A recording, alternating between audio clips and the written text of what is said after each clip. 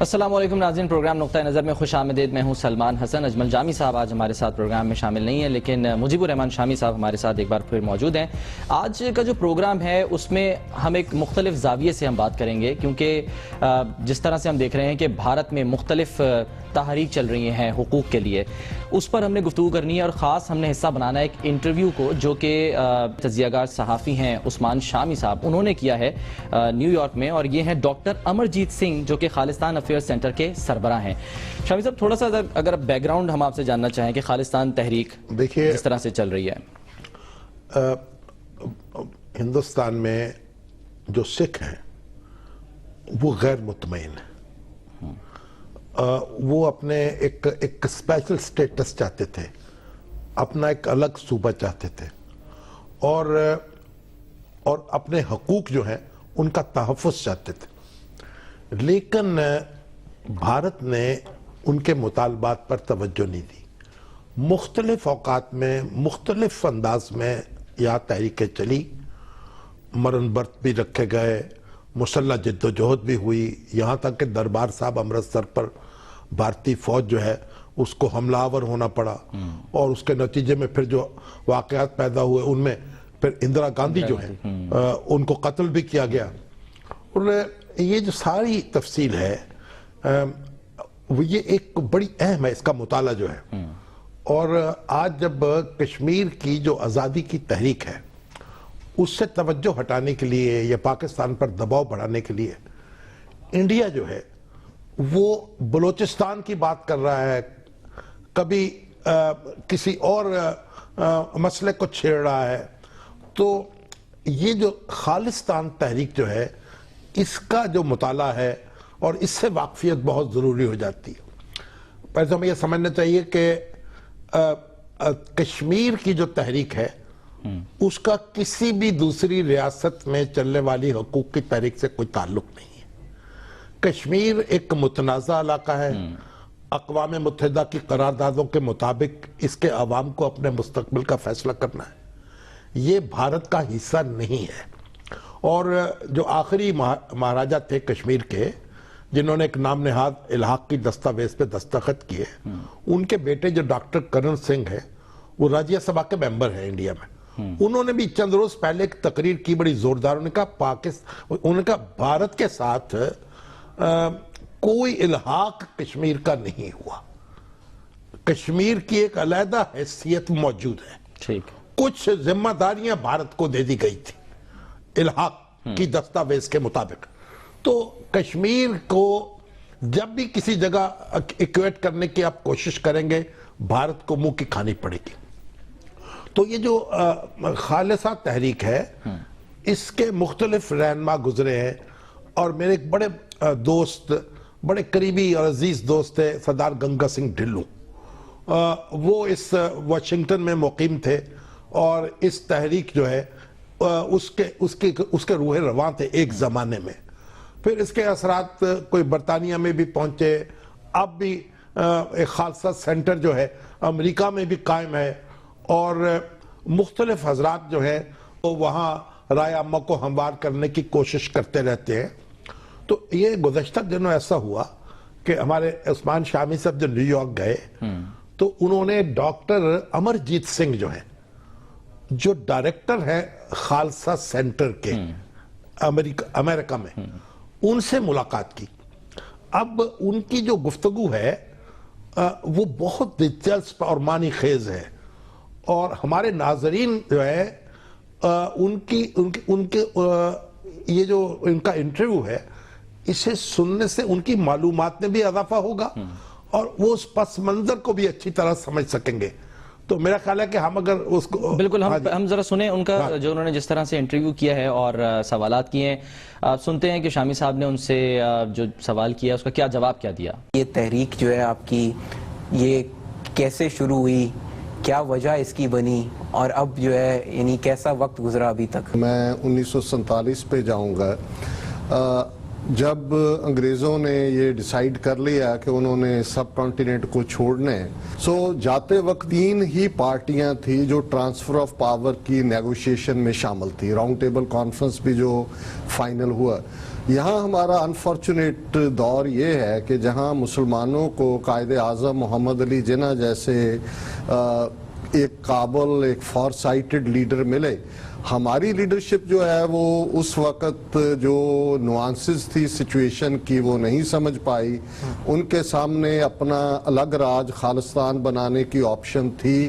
قائد اعظم نے بھی پاکستان کے ساتھ ایک آٹونومس ریجن لے کے کوئی کمپرومائز کرنے کی آفر بھی کی، لیکن ہماری لیڈرشپ اس وقت کی اکالی لیڈرشپ خاص طور پہ وہ گاندھی اور نہرو کے جھانسوں میں آئی، اور انہوں نے کیونکہ یہ پرومس کیا، نہرو کی ایک سٹیٹمنٹ ہے کہ I have no objection that if brave Sikhs of Punjab are given a province in the north so that they are also able to experience the glow of freedom. Now اسی طرح گاندھی نے کہا کوئی constitution ایسا پاس نہیں ہوگا جو سکھوں کو منظور نہ ہو۔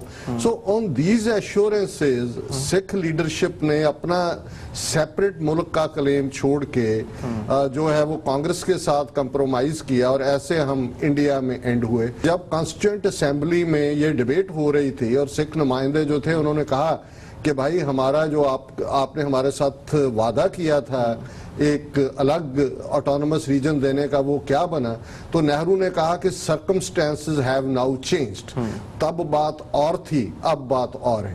اور انڈین کانسٹیٹیوشن میں آپ کو حیرانی ہوگی کہ آرٹیکل 25B انڈین کانسٹیٹیوشن کا سکھوں، بودھیوں، جینیوں کو ہندو اعلانتا ہے، ہندو کے طور پہ، اور یعنی کوئی مائنورٹی رائٹس کی بات نہیں جی، مائنورٹی ریکگنائزڈ نہیں۔ اور دیٹ واز دا ٹائم جو 2 سکھ نمائندے تھے کانسٹیٹیوئنٹ اسمبلی میں، بھوپندر سنگھ مان اور حکم سنگھ، انہوں نے کہا this is betrayal of the Sikhs, this is betrayal of the promises made to the Sikhs, we reject this constitution. So Sikh نمائندوں، یہ فیکٹ ہے کہ ڈی فیکٹو بے شک ہم بھارت کے نقشے میں قید ہوئے، لیکن ڈی جیورس ہم نے بھارت کو نہیں مانا۔ سکھ نمائندوں نے کانسٹیٹیوشن کے ڈرافٹ پہ دستخط نہیں کیے، سو ہم انڈیا کا تب بھی حصہ نہیں تھے۔ اور پھر آلموسٹ 50 سے لے کے 1984 تک 37 سال پیسفل طریقے سے جدوجہد ہوئی، کبھی پنجابی زبان کو ریکگنائز کروانے کے لیے، کبھی پنجابی سپیکنگ ایریاز کو پنجاب میں لانے کے لیے، کبھی پنجاب کا کلیم پنجاب کے واٹرز کے اوپر۔ اور جب لاسٹ میں 1982 میں ایک دھرم یدھ مورچہ شروع ہوا جس میں 2 لاکھ سکھوں نے گرفتاریاں دی اور سنت جرنیل سنگھ خالصہ بھنڈراوارے جیسے کیریزمیٹک لیڈر ابھرے، تب وقت تھا کہ اندرا گاندھی نے 3 جون 1984 کو فل سکیل آرمی اٹیک، جو سکھوں کا مکہ ہے، دربار صاحب، اکال تخت اور 37 اور جو ہسٹوریکل گردوارے تھے ان پہ حملہ کیا، اور اس کے بعد جو ہمارا، کیونکہ اکال تخت کو ایک کھنڈرات بنا دیا ہے، تب سکھ ایک بہت بڑا، ہم اسے سربت خالصہ کہتے ہیں، وہ اکال تخت کی اس کھنڈرات پہ اکٹھا ہوا، اور انہوں نے کہا کہ ابھی نو مور ود انڈیا ناؤ، اب خالصتان کے بنا ہمارے پاس کوئی چوائس نہیں ہے۔ تاریخی پس منظر آپ نے سنا، شامی صاحب اس پہ آپ کے کمنٹ لیتے، ایک بریک لے لیتے، بریک کے بعد واپس آتے ہیں تو پھر آپ کے کمنٹس۔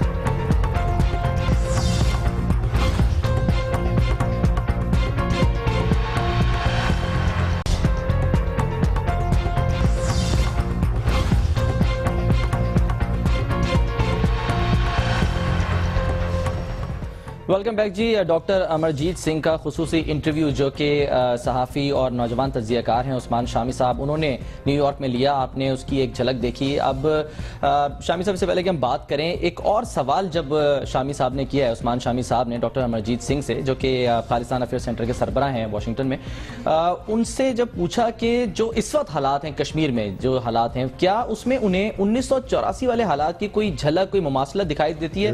اس پر انہوں نے کیا جواب دیا؟ 1984 میں انڈین آرمی نے حملہ کیا تھا دربار صاحب امرتسر پر، صحیح، اور اس کو تاراج کر دیا تھا, وہاں بہت قتل و غارت ہوا تھا, آپریشن بلو سٹار گویا اب جو کچھ کشمیر میں ہو رہا ہے جس بربریت کا مظاہرہ, کیا یہ اسی کی ایک جھلک ہے؟ دونوں کے اندر مماثلت کو آپ دیکھتے ہیں, پھر ان کا جواب آیا. سنتے ہیں انہوں نے کیا کہا. ایک انڈین ٹی وی ہے راجیہ سبھا کے نام سے, جس کو انڈین گورنمنٹ سپانسر کرتی ہے, اور اس میں پینل ڈسکشن ہوئی اور ایک سیکیورٹی ایکسپرٹ شاید ریٹائر بریگیڈیئر ہے کوئی کال کشمیری پنڈت, وہ یہ کہہ رہا ہے, اس پہ آن ریکارڈ ہے کہ جی یہ جو وہاں اڑی میں مارے گئے ہیں بہت اچھا فیصلہ کیا کہ ان کا ڈی این اے ٹیسٹ کر رہے ہیں, ان کے ڈی این اے کو لوکل کشمیریوں کے ڈی این اے سے ملایا جائے اور جتنے رشتہ دار ہیں ان کے مار دیے جائیں. اس نے کہا جیسے کے پی گل نے پنجاب میں ملیٹنٹس کے سارے رشتہ دار مار کے پنجاب میں جو ہے وہ تحریک کو ختم کر دیا, یہی کشمیر میں ہونا چاہیے. جو کچھ پنجاب میں 1984 سے 1994-95 تک ڈائریکٹلی ہوا, وہی کچھ کشمیر میں جو ہے, کشمیر میں 1988-1989 میں ہتھیار بند سنگھرش شروع ہوا, اسٹرگل شروع ہوئی, اور اب وہی طور طریقے. اور جب آپ یہ خبر دیکھیں گے, ساتھ ایک خبر اور تھی کہ انڈین گورنمنٹ نے 10,000 ایس پی اوز بھرتی کرنے کے لیے فنڈز ریلیز کر دیے. اور ایس پی او کیا ہیں؟ یہ پنجاب میں بھی انہوں نے کیا, انہیں اسپیشل پولیس آفیسرز کہتے ہیں. مطلب یہ مخبر ہیں, یہ گاؤں میں 5-5 ہزار روپے مہینے پہ ان کو رکھتے ہیں, کوئی یہ ریگولر سروس میں نہیں ہے, یہ مخبری کرتے ہیں کہ کون کس کا رشتہ دار ہے, کیا ہے, اس کو پکڑواتے ہیں. جو کچھ پنجاب میں کیا ہے وہی جو ماڈل ہے وہ کشمیر میں تو شامی صاحب یہ وہی کچھ ہو رہا ہے. یعنی آپ یہ دیکھیں کہ جو بات انہوں نے کہی ہے کہ ایک باقاعدہ ان کا جو اپر ہاؤس ہے اس کا ٹیلی ویژن ہے, اس پر گفتگو کرتے ہوئے راجیہ سبھا, ہاں جی, یہ کہا یہ جا رہا ہے کہ جناب جس طریقے سے پنجاب میں جو ملیٹنٹس تھے ان کے رشتہ دار, ان کے بھائی, ان کے بہن, ان کے عزیز و اقارب کو چن چن کر قتل کر دیا گیا ڈی این اے ٹیسٹ کرا کے, اسی طریقے سے آپ کشمیریوں کے بھی جو رشتہ دار ہیں مجاہدین کے اور جدوجہد کرنے والے کے, ان کو چن چن کر قتل کر دیں تاکہ ہزاروں افراد کو تحقیق کر دیں ان کے بقول, تاکہ یہ جڑ سے اس تحریک کو اکھاڑ دیا جائے.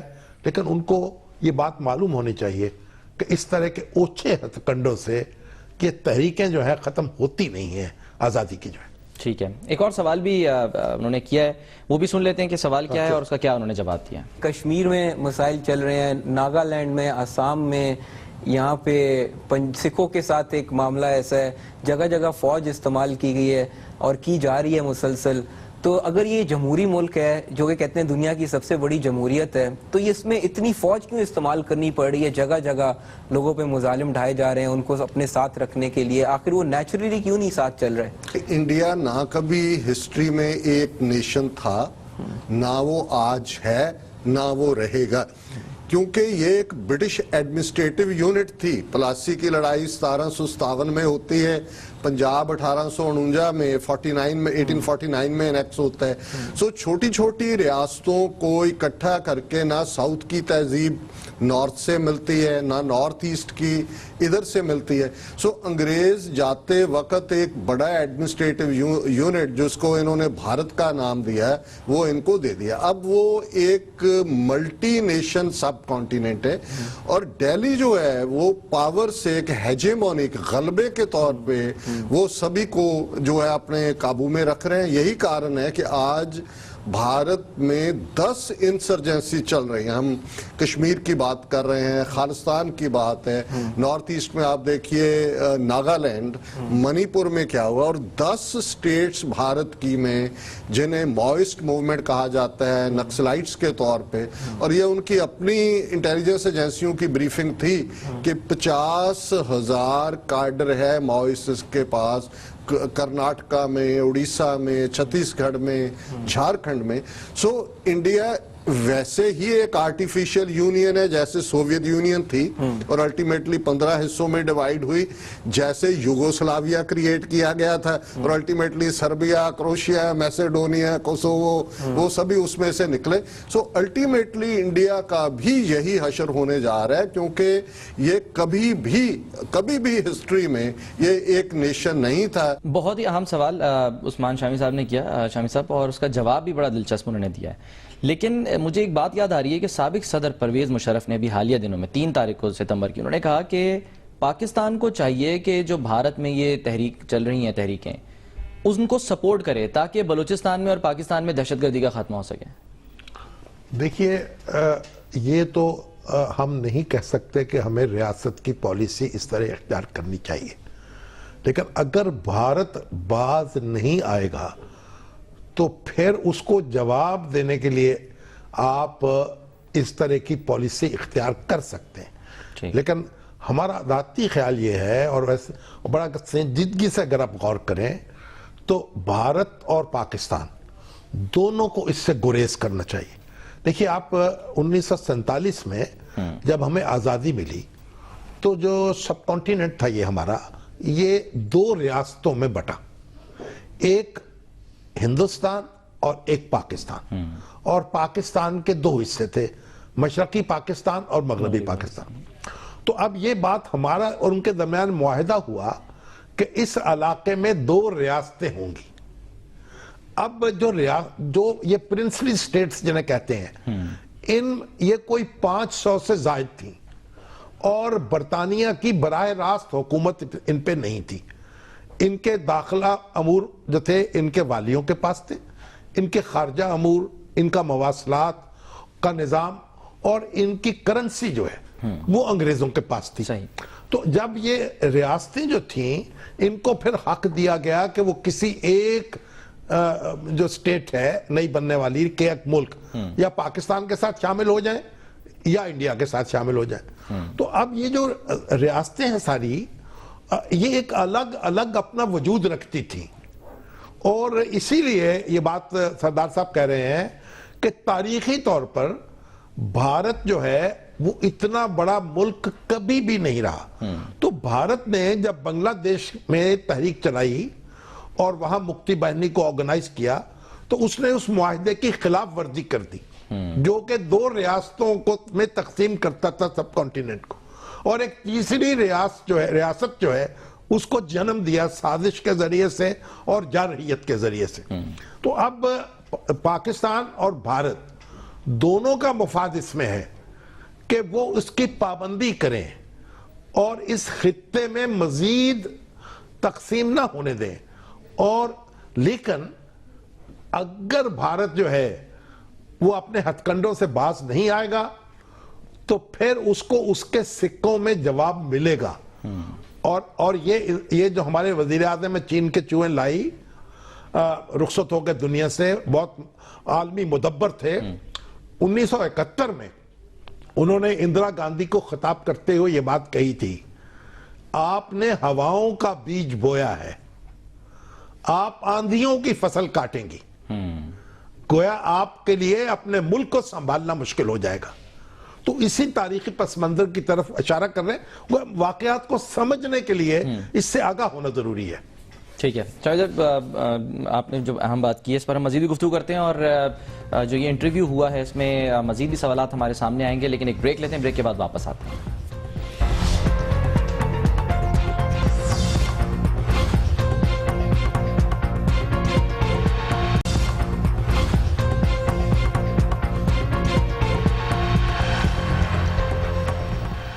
प्रोग्राम में एक बार फिर खुशामदीद। और ब्रेक से पहले हम बात कर रहे थे डॉक्टर अमरजीत सिंह की, जिनका एक एक्सक्लूसिव इंटरव्यू है।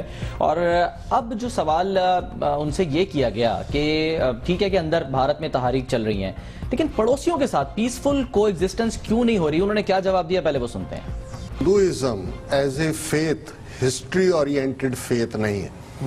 माइथोलॉजी जिसे मिथिहास कहते हैं, सो मिथिहास में बहुत बार कुछ इमेजिनेशंस, कुछ इस किस्म के जो बड़े बड़े उनके किस्से कहानियां बन जाते हैं और जिसको लोगों को फीड किया जाता है माइथोलॉजी के ऊपर।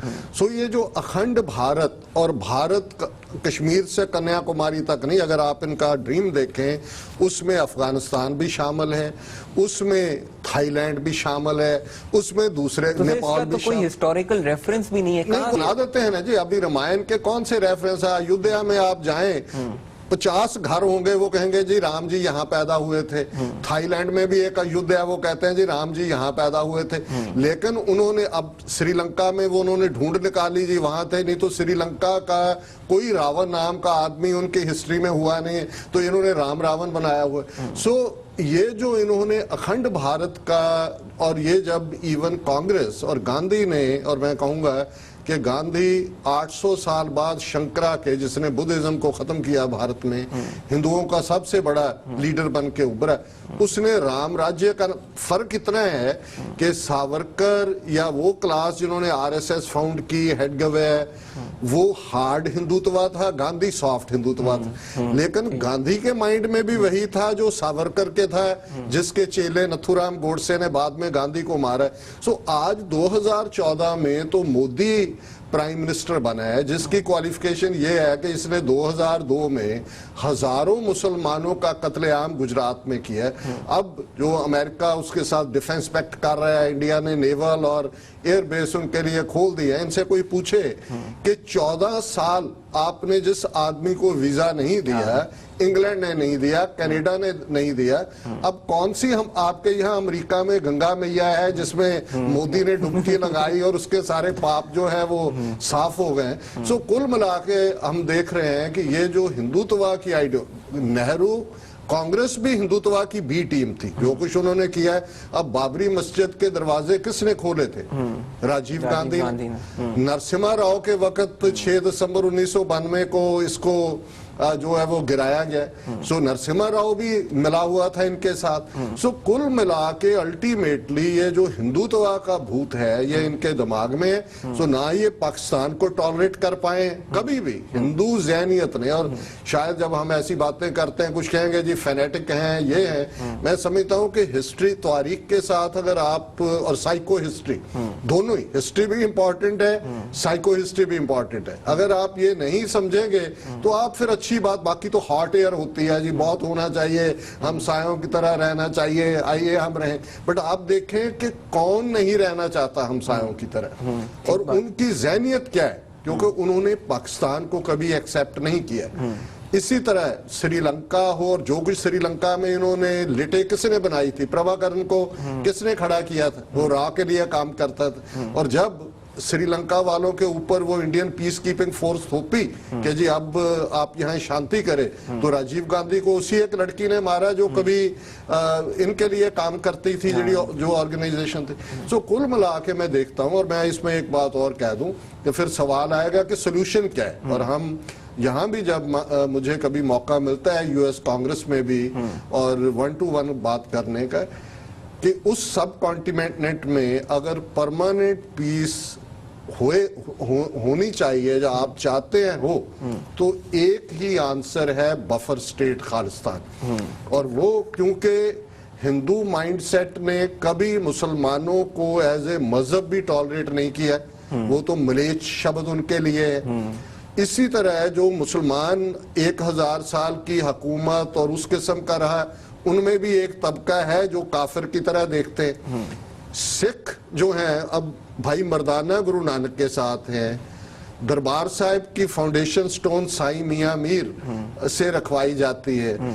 सिखों की स्पिरिचुअलिटी में ना हमारा मुसलमानों से कोई इनहेरेंट वैर है, ना ही हिंदुओं से है, क्योंकि स्पिरिचुअली सिखिज्म एक ब्रिज के तौर पे था जिसने वहां दो स्कूल ऑफ थॉट्स को बैलेंस किया। शामी साहब, फिल्में तो हमने सुना था कि वो इस्तेमाल की जाती हैं प्रोपेगेंडा के लिए, मजहब को भी इस्तेमाल करता है भारत? जाहिर है।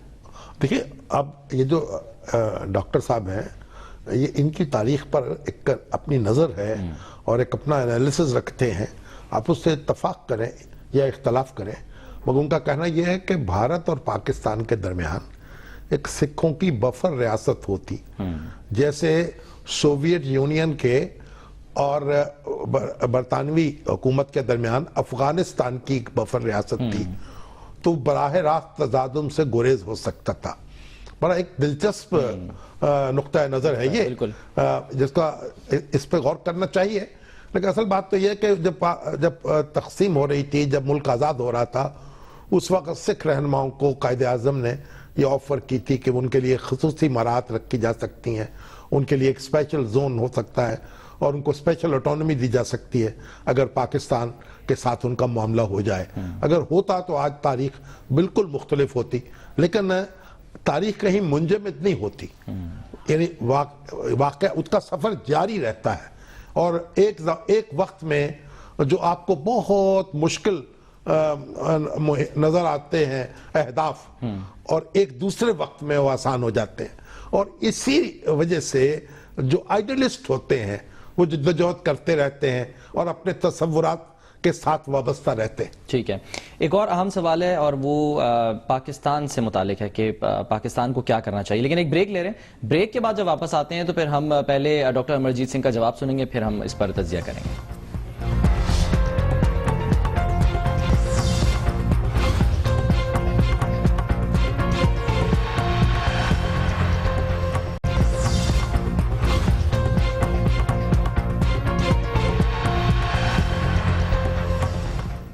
वेलकम बैक जी। डॉक्टर अमरजीत सिंह से जब ये पूछा गया कि पाकिस्तान को क्या करना चाहिए, सवाल और जवाब उनका सुनते हैं, फिर बात करते हैं। पाकिस्तान से आपकी क्या, पाकिस्तानी अवाम और पाकिस्तानी हुकूमत से क्या तवक्कुआत हैं इसके लिए कि ये आपको जो एक आप चाहते हैं एक ये रियासत जो आपका हक भी है जो आपके पास होनी चाहिए, इसमें पाकिस्तान क्या किरदार अदा कर सकता है? पाकिस्तान में अगर कोई विजनरी लीडरशिप 84 दौर में होती, जब पंजाब में ये full scale Indian army attack हुआ, सैकड़ों नौजवान गुरदासपुर, अमृतसर, फिरोजपुर जिलों के बॉर्डर क्रॉस करके वहां आए, उनको बहुत से को जेल में डाल दिया गया है और कोई बात नहीं हुई। लेकिन लेटर ऑन मैं समझता हूँ भी पाकिस्तान एक वाहिद इस्लामिक मुल्क है जिसने सिख गुरुद्वारों के प्रबंध के लिए पाकिस्तान सिख गुरुद्वारा प्रबंधक कमेटी बनाई है। और अब जबकि इंडिया ने बलूचिस्तान का कार्ड भी उठा लिया है, इंडस वाटर ट्रीटी भी पे भी सवालिया निशान लगा दिया है, सो अब पाकिस्तान के opinion makers, law makers, decision makers किस बात के इंतजार कर रहे हैं? बलूचिस्तान या दूसरे इंडिया का एंटीडोट जो है ना, इसको अगर कंट्रोल में, तो वो सिख हैं, खालिस्तान की तहरीक है। सो मैं समझता हूँ कि पाकिस्तान में जो रियली इन्फ्लुएंस करते हैं डिसीजन मेकिंग को लॉ मेकर्स हैं, वो अब खालिस्तान की तहरीक की खुल के हमायत करें। बुख्ती का ग्रैंड सन स्विट्जरलैंड में बैठ के कह रहा है कि जी मैं भारत के असालम अप्लाई कर रहा हूँ, और उनकी फॉरेन मिनिस्ट्री कह रही है जी 1959 में हमने दलाई लामा को यहाँ दिया था, अब हम वो पुराने कागज खोल रहे हैं कि कैसे एडजस्ट करना है। सो मैं समझता हूँ जैसे आपने कहा हजारों सिख ब्लैक लिस्ट में हैं जो वहाँ जा नहीं सकते, और हम वहाँ जाना भी नहीं चाहते। हमारे लिए तो अब या तो एक आज़ाद मुल्क खालिस्तान तामीर होगा वहाँ, या हम लड़ते रहेंगे। बेशक हम जलावतन हैं। हाँ, पाकिस्तान इस मामले में मददगार हो सकता है, जिनके पास ट्रैवल डॉक्यूमेंट नहीं है उनको वो, ताकि उनका ट्रैवल दुनिया में खुले, वो जाके अपनी बात कर सकें। और मैं समझता हूँ भाई इसके साथ साथ हम पाकिस्तान से कोई पैसा नहीं मांगते, हमें कोई फौजी मदद की जरूरत नहीं है, हमें डिप्लोमेटिक सपोर्ट दें। और डिप्लोमेटिक सपोर्ट अगर यूएन लेवल पे, ह्यूमन राइट्स इश्यूज पे, जिनीवा पे और हर जगह हमें मालूम हो कि पाकिस्तान हमारे साथ है, तो सिख इस वक्त 5 मिलियन सिख डायस्पोरा हैं जो इंडिया से बाहर हैं। 150 से ज्यादा मुल्कों में हमारे गुरुद्वारे हैं और वो हमारी एम्बेसीज की तरह हो सकते हैं अगर पाकिस्तान। और मैं समझता हूं कि 84 के बाद पाकिस्तान ने वो अपॉर्चुनिटी मिस की, वहां वो विजन नहीं थी। आज पाकिस्तान के लिए भी सर्वाइवल की लड़ाई होगी। जिस किस्म का जो फतूर अब इनके दिमाग में चढ़ा हुआ है, और मैं समझता हूं कि हमारा कोई इख्तलाफात नहीं है। 47 तक थे, इंटरेस्ट भी क्लैश करते थे, पर्टिकुलरली डिवीजन के वक्त। आज जितनी सिख पॉपुलेशन है, 70% सिख पॉपुलेशन पंजाब में, हमारे पास 50,300 اسکوائر کلومیٹر ٹیریٹری ہے پنجاب کی، انڈین آکوپائیڈ پنجاب، جہاں سکھ میجورٹی میں ہیں، 5 ملین سکھ ڈائسپورا. اگر ہمیں ڈپلومیٹک سپورٹ ملے تو ہم بہت جلدی جو ہے وہ اپنے نشانے کے قریب ہو سکتے.